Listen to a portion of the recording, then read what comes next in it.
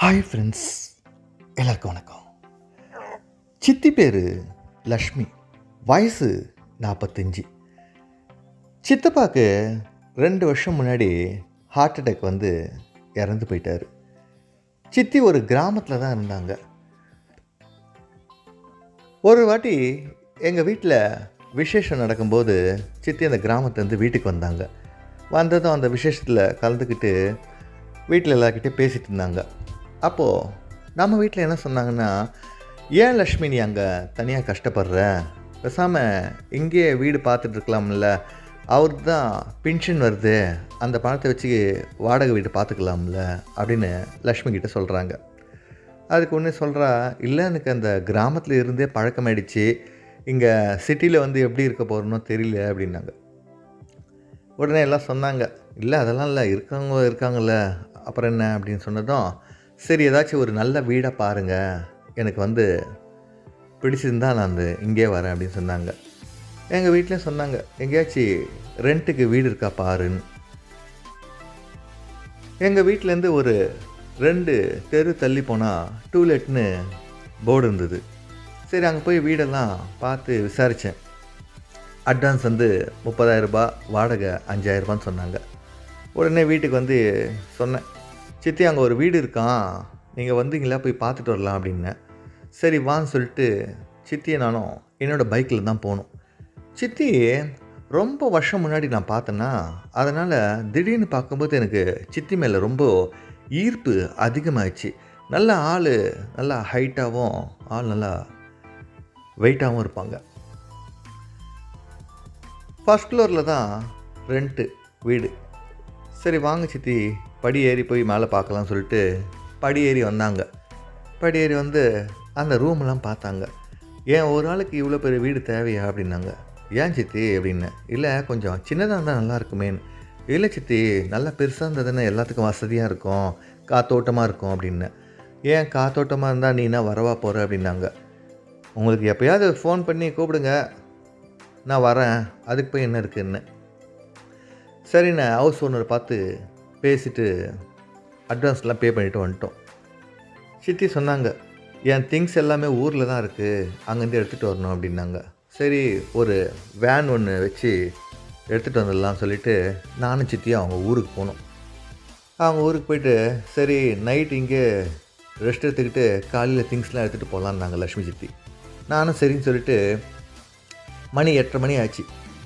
சித்தி சப்பாத்தியும் சிக்கன் குருமாவும் பண்ணாங்க.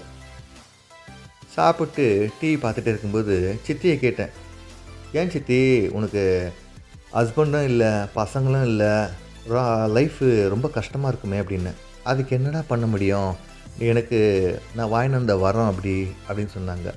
ஏன் சித்தி இப்படிலாம் சொல்கிறேன்னு. பின்ன எல்லாரும் சந்தோஷமாக இருக்காங்க, என் வாழ்க்கை மட்டும்தான் ரொம்ப கஷ்டமாகவே போயிடுச்சு அப்படின்னாங்க. சரி விடுங்க சித்தியாக தான் நான் இருக்கல, இப்போ தான் நம்ம ஊருக்கே வந்துட்டு போகிறல, அப்புறம் என்னென்ன வந்தால் மட்டும் நான் என்னடா பண்ணுறது, எனக்குன்னு யார் இருக்கா அப்படின்னாங்க.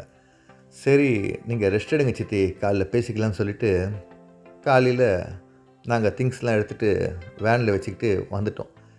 வந்ததும் புது வீட்டுக்கு எல்லாமே பூஜைலாம் பண்ணிவிட்டு சித்தி அந்த வீட்டில் விட்டு நாங்கள்லாம் வந்துட்டோம். அந்த ஹவுஸ் ஓனர், அவர் பேர் சுப்பிரமணி, வயசு ஒரு 55 இருக்கும். அவங்க சித்தியை பார்த்ததும் நல்லா பேச ஆரம்பித்தார். ஏன்னா என்ன தான் இருந்தாலும் 55 வயசு ஆனாலும் அந்த வீட்டில் வாடகைக்கிறவங்கிட்ட நல்லா ஃப்ரெண்ட்லியாக பேசினா தானே இவங்க நினச்சதெல்லாம் நடக்கும்னு சொல்லிவிட்டு நல்லா ஃப்ரெண்ட்ஷிப்பாக இருந்திருக்காங்க போல இருக்குது. எனக்கு ஒரு வாரம் கழித்து சித்தி ஃபோன் பண்ணாங்க, கொஞ்சம் திங்ஸ்லாம் வேணும், வாங்கிட்டு வர முடியுமா அப்படின்னாங்க. சரி சித்தி, வாட்ஸ்அப்பில் திங்ஸ்லாம் மெசேஜ் பண்ணு, நான் ரொம்ப வாங்கிட்டு வரேன்னு. சரி நான் என் ஒர்க்கெலாம் முடிச்சுட்டு மணி ஒரு 8 மணி இருக்கும். அந்த டைமில் திங்ஸ்லாம் வாங்கிட்டு ஸ்டெப்ஸில் மெத்த மேலே ஏறி வந்தேன், மாடி மேலே. வந்து பார்க்கும்போது டோரு லாக்கில் இருந்தது. நான் லக்ஷ்மி சித்தின்னு கூப்பிட்டு பார்த்தேன், எந்த ரெஸ்பான்ஸுமே இல்லை. என்னடா அது, எங்கேயாச்சும் வெளியே போயிட்டாங்களா அப்படின்னு சொல்லி யோசிச்சுட்டே இருக்கும்போது அங்கே பார்த்தேன், அவங்க செப்பல்லாம் செருப்புலாம் வெளியே தான் இருந்தது. வீட்டில் தான் இருப்பாங்க அப்படின்னு சொல்லிட்டு சரி அந்த வீட்டு பேக் சைடில் போயிட்டு விண்டோஸ் இருக்கும், ஜன்னல், அந்த பக்கமாக பார்க்கும்போது சுப்பிரமணி வேலை செஞ்சிட்டு இருந்தார் சித்தி கூட. எனக்கு இது பார்த்ததும், என்னடா அது சித்தி கூட இப்படி வேலை செஞ்சுன்னு இருக்கானேன்னு சொல்லிட்டு நானும் ஒரு 25 நிமிஷம் பார்த்துட்டு இருந்தேன். அதுக்கப்புறம் சைலண்ட்டாக வந்துட்டு சித்திக்கு ஃபோன் பண்ணேன். "சித்தி எங்கே இருக்கீங்க? வீட்லயா இருக்கீங்க?" அப்படின்னேன். வீட்ல தான் இருக்கேன். நான் வந்துன்னுக்கிறேன் சித்தின்னேன். உடனே சுப்பிரமணி வேகமா அவங்க வீட்டுக்கு போயிட்டாரு. ஏன்னா நான் வரேன்னு தெரிஞ்சுக்கிட்டு. நான் வீட்டுக்கு போனதும் சித்தி இருந்தாங்க. எதுவுமே நடக்காத மாரி சைலண்ட்டா இருந்தாங்க. அந்த திங்ஸ்லாம் குடுத்துட்டு, "சரி நான் போயிட்டு வரேன் சித்தின்னேன்." "ஏன் இருடா கொஞ்ச நேரம்னாங்க." "இல்ல, இல்ல சித்தி உங்களுக்கு வேறு ஏதாச்சும் வேலை இருக்கும் அதான்னேன்." "எனக்கு என்னடா வேலை இருக்குது?" அப்படின்னாங்க. "சரி சித்தி" அப்படின்னு சொல்லிட்டு நானும் எதுவும் தெரியாத மாரி கம்முனு இருந்துட்டேன்.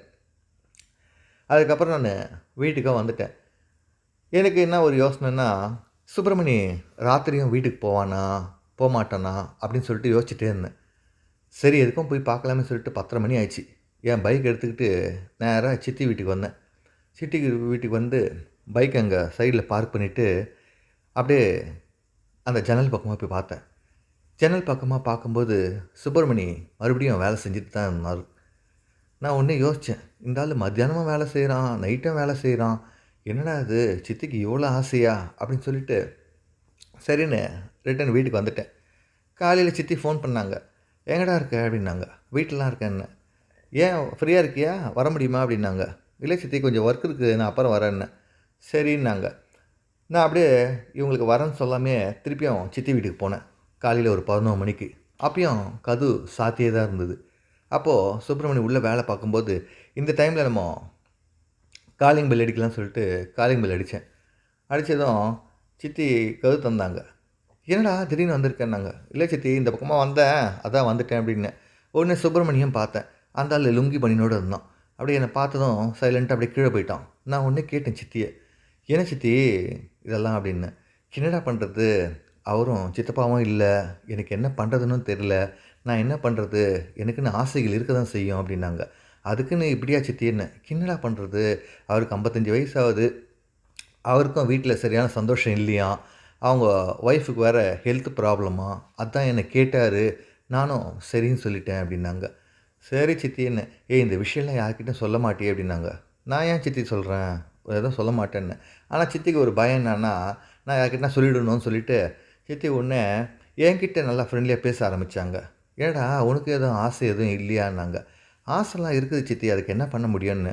"நான் தான் சும்மா தானே இருக்கேன். என்கிட்ட உன் ஆசையை நீ தீர்த்துக்கயேன்னாங்க." "நீ என் சித்தி, நான் என்ன பண்ணுறதுன்னு." "சித்தின்னு ஏன் நினைக்கிற? என்னை ஒரு ஃப்ரெண்டாக நினை. என்னை பார்த்தா உனக்கு என்ன தோணுதுன்னாங்க." "நல்லா தான் தோணுது சித்தி, அதுக்கு என்ன பண்ண முடியும்னு." "வா வேலை செய்யலான்னு" சொல்லிட்டு சித்தி என்னை கூப்பிட்டு வேலையை பார்க்க ஆரம்பித்தாங்க. இந்த மாதிரி தான் ஒரு சில பேர் பார்த்தீங்கன்னா, அவங்க ஆசை அதிகமாக இருக்கும்போது, அதுக்கான ஃப்ரெண்ட்ஷிப்பை தேட ஆரம்பிப்பாங்க. ஓகே ஃப்ரெண்ட்ஸ், இந்த வீடியோ உங்களுக்கு ரொம்ப பிடிச்சிருக்குன்னு நினைக்கிறேன். மறக்காமல் சப்போர்ட் பண்ணுங்கள்.